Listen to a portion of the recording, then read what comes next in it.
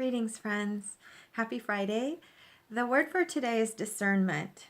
And there's a companion message that came through that relates to a strong activation of inner power and a lot of support for inner power. So I'm going to bring forward the first quality of discernment, and then I'm going to bring forward the teachings I received when I dove into animal medicine, which you're going to like. It's very much along the lines of what we've been talking about in Circle and in all of our conversations in Mystery School over the last few weeks, and really indeed over this year, of how we're learning to discern our truth and how we come into the world in full relationship with the world through this discernment of the values and our ability to perceive reality and our ability to see through the surface of things so that we can discern what's real and what's not real. And that has to happen within and without. So I was intrigued by this quality of discernment that's in today's Sabian symbol for 10 degrees Sagittarius, because it's also, not surprisingly, a very important signature for the full moon, which happens on Sunday. And so know that these explorations that we're having right now about seeing clearly the nature of things and seeing reality and understanding and trusting our inner alignment and learning to perceive what's, quote, real and what's not real, what's part of the past, what physical form do we attach to as a foundation, as a healthy foundation, and what in physical form do we need to release so that we can create something new. All of these are the questions that Sagittarius is helping us with. And the upcoming full moon in Gemini is going to add new powers of discernment, of objectivity and clarity, and new relationship insights. So, discerning the nature of things, using our intuition, our tools, our inner alignment.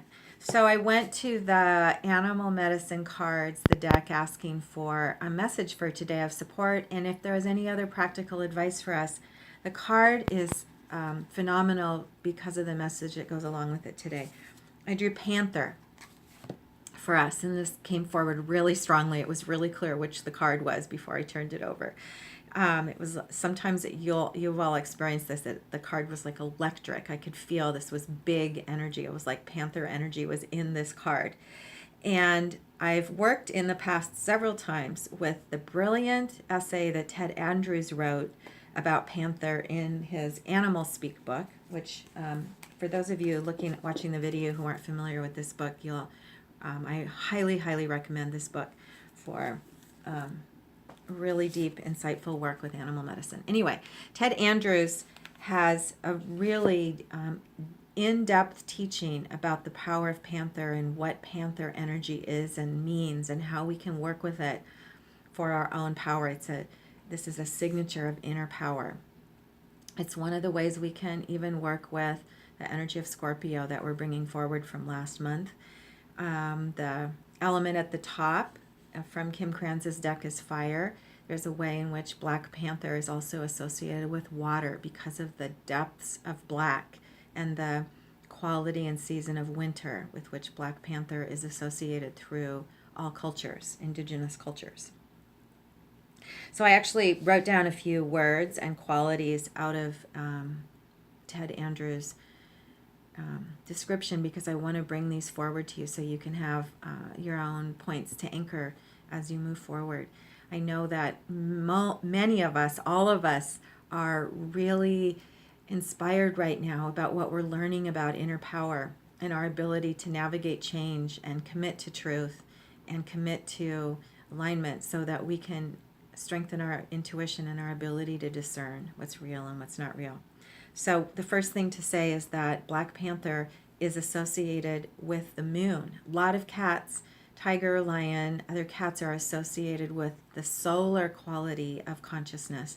Black Panther is associated with the moon. So it's a divine feminine, it's a deep internal strength, and it is also associated, as I said, with the season of winter and the darkening of night and our comfort and trust and security of navigating through the darkness and using the darkness for strength, of hunting down what is hidden, of moving through the past, of moving through mystery.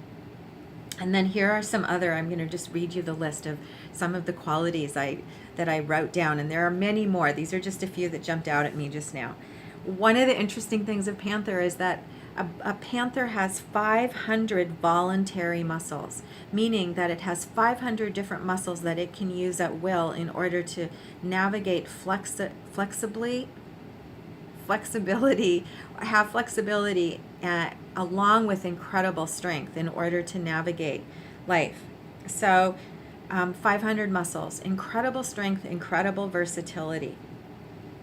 And then we can think of panther also associated with the qualities of the hermit that we've been working with on our personal path of wisdom, because it tends to be a loner animal.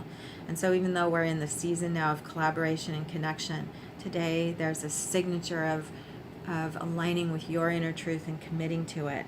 As the hermit illuminates the path for self and others, Black Panther will help you connect with your own path. And then the quality of silence is important. A panther has depth of vision. It has a very unique quality of vision. And so Ted Andrews says when you work with this totem, your physical vision as well as your inner sight strengthens. And all of us in Mystery School have been working a lot with holographic vision this year and our ability to perceive multidimensionally. And so Panther has medicine to help with that. And that inner knowing that comes with vision. And then panthers also have strong hearing, and they also have a strong sense of touch. So all intuitive perceptions are heightened right now when you connect with this force of inner truth. I'm bringing this forward because I've been working all morning with the full moon, and this absolutely is the energy I'm feeling with the full moon spread I just pulled a few minutes ago. So that's why I'm spending some extra time now, because this is a great way for us to prepare for the full moon on Sunday morning. Panther finally holds an amazing energy of rebirth.